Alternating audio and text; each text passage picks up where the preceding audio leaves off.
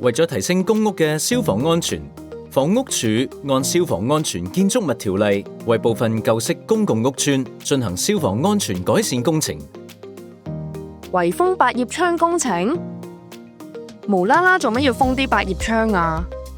根據消防安全建築物條例規定，喺1987年3月1日或之前落成嘅綜合用途及住用嘅樓宇，必須將消防安全水平提升至切合現代嘅標準。香港房屋委員會轄下嘅公屋亦受呢條條例規管。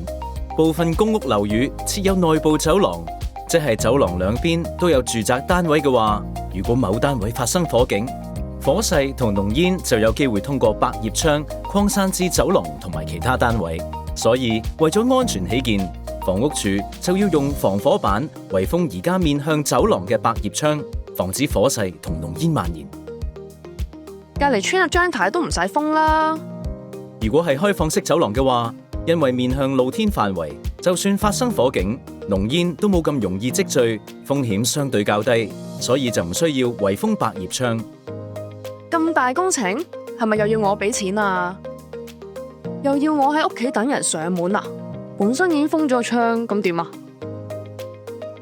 房屋署已經考慮到圍封工程嘅細節同程序。喺一般情況下，工程可以喺單位外完成，而唔需要進入單位進行。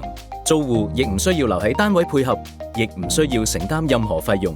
如果租戶已自行改裝咗原有嘅百葉窗，亦都唔需要還原。